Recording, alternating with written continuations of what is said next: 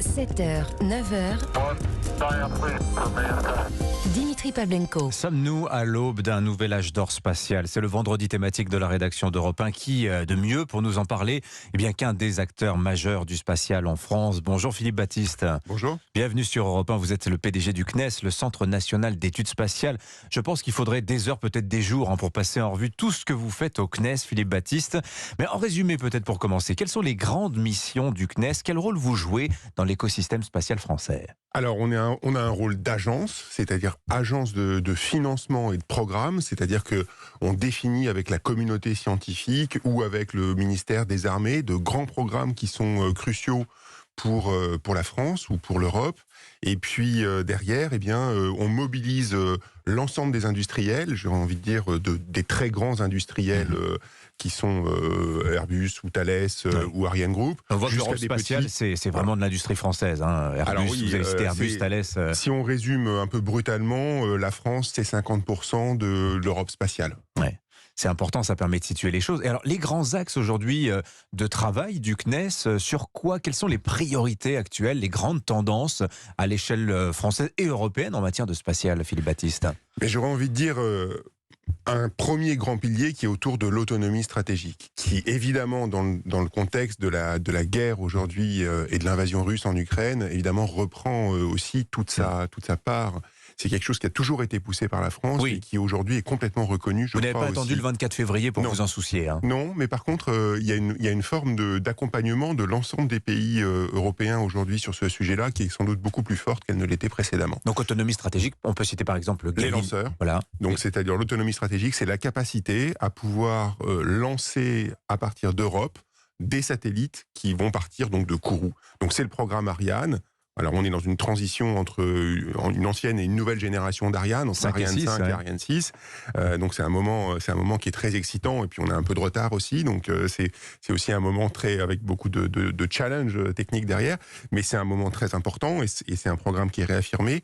Mais l'autonomie stratégique, c'est aussi par exemple la capacité avec des satellites qui sont en orbite basse de faire une constellation de satellites qui vont nous permettre de communiquer de manière sécurisée en se rendant quelque part indépendant des réseaux terrestres qui sont les réseaux Internet ou autres. Donc ça, c'est vraiment de grands enjeux stratégiques pour demain. L'observation aussi, on peut le citer. Ça, c'est voilà. Donc deuxième point absolument fondamental et qui, je crois, est aussi partagé par tous les pays européens aujourd'hui, c'est l'espace pour observer la Terre. Oui. Alors pourquoi on veut observer la Terre? Parce qu'en fait, c'est le moyen de comprendre les évolutions du climat aujourd'hui. Et en obtenant plein de données à partir du spatial, donc c'est des données de température, de niveau des eaux, de concentration de CO2 ou de concentration d'un certain nombre de gaz, de composition de l'atmosphère, enfin plein de données différentes. Ces données-là, elles permettent de comprendre l'état de la Terre aujourd'hui, mais surtout de nourrir des modèles mathématiques qui permettent de modéliser le climat. Et pourquoi c'est important? Parce que ça nous permet de nous dire que va être le climat demain. Et c'est fondamental en particulier pour tous les décideurs politiques, parce que comprendre comment le climat va évoluer demain, ça permet de mettre en place des politiques publiques.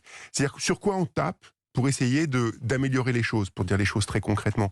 Et si vous n'avez pas justement ces modèles qui permettent de comprendre la réalité, en fait, c'est très difficile de savoir sur quelle variable il va falloir essayer d'agir. Mais c'est important ce que vous expliquez, parce que quand on dit l'observation, on pense tout de suite espionnage, mais il n'y a pas que ça. Il y a ça, mais il n'y a pas que ça. Il y a aussi des enjeux de gestion interne. Par exemple, la Chine, le programme spatial chinois, quand on est un pays continent, pouvoir observer du ciel, c'est important, ça permet de faire des économies, ça facilite considérablement la vie. Philippe Baptiste, alors, j'ai donné votre âge, si vous me permettez, vous avez 50 ans, vous êtes né en 72, donc après les premiers pas sur la Lune.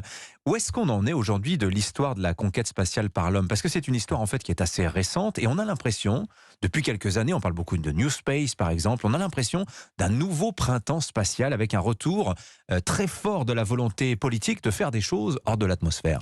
Alors c'est totalement vrai. Il y a une vraie excitation aujourd'hui autour des sujets spatiaux. Alors et c'est lié en fait à plein de phénomènes qui sont différents mais qui concourent, qui vont dans le même sens. Le premier, c'est qu'il y a de nouveau une situation de compétition qui est extrêmement forte entre les États-Unis d'un côté et puis la Chine de l'autre. Avant c'était la Russie, et aujourd'hui c'est la Chine. C'est la Chine. Et donc je pense que c'est très clair et c'est observé par tout le monde. Les États-Unis consacrent une partie absolument considérable de leur budget au spatial. C'est combien ?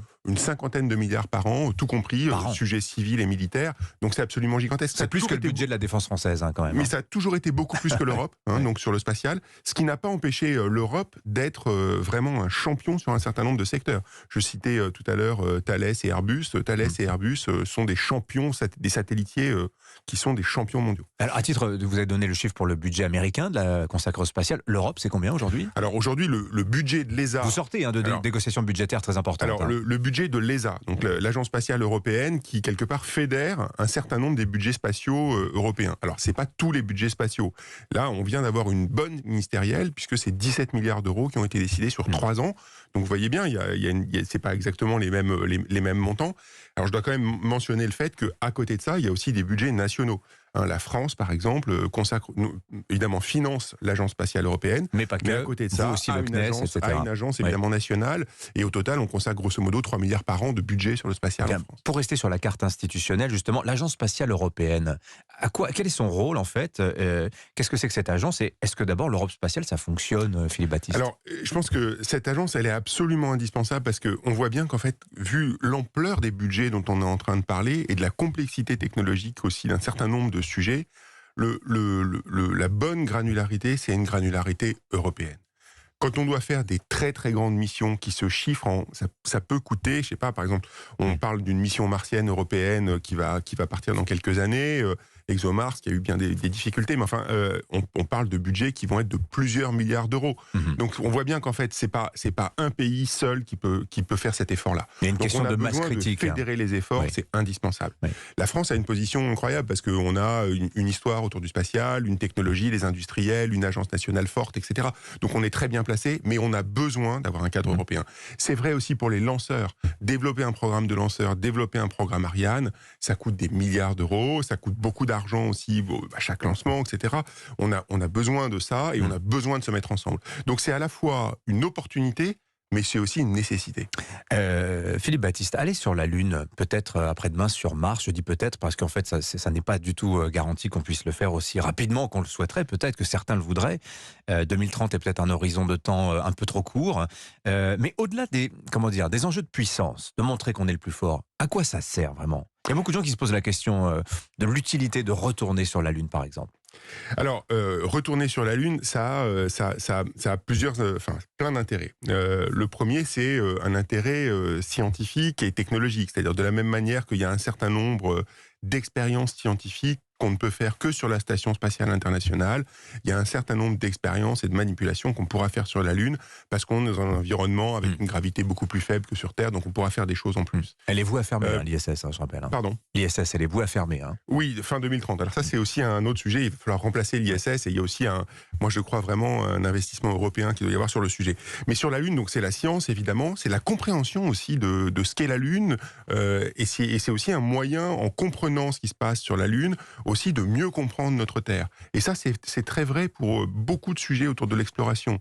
C'est-à-dire que comprendre ce qui se passe, comprendre la Lune, comprendre pourquoi est-ce qu'il y a eu peut-être de la vie sur Mars à un moment donné, et comment ça a évolué, et l'atmosphère martienne, pourquoi elle est partie, etc. Tout ça, toutes ces questions-là qui sont absolument fondamentales, c'est des questions en fait qui nous permettent aussi d'éclairer notre Terre. Donc c'est un mécanisme en fait consubstantiel à l'exploration et à la science. Et donc ça, c'est vraiment important. Mais c'est aussi des enjeux de business parce qu'on voit qu'en fait, il y a aussi une économie qui va se développer. Alors, pas demain matin, je veux dire, on est bien, ça va prendre du temps, mais on voit bien qu'il y a une économie qui va se développer autour de la recherche et du développement, peut-être de la production demain, mais ça vraiment dans très longtemps. Et donc, je pense que là aussi, il faut regarder ce sujet-là. On peut pas rester à côté. Il y a tellement d'autres questions que j'avais pour vous. On aurait pu parler de l'arsenalisation de l'espace, ça c'est un immense sujet, mais le temps nous est compté. Philippe Baptiste, j'ai une dernière question rapidement quand même pour vous. Vous étiez dans la délégation présidentielle en visite d'État la semaine dernière aux États-Unis, qui s'est rendue au siège de la NASA. Et avec vous, il y avait la nouvelle astronaute française, Sophie Adno. Elle sera avec nous à 8h40.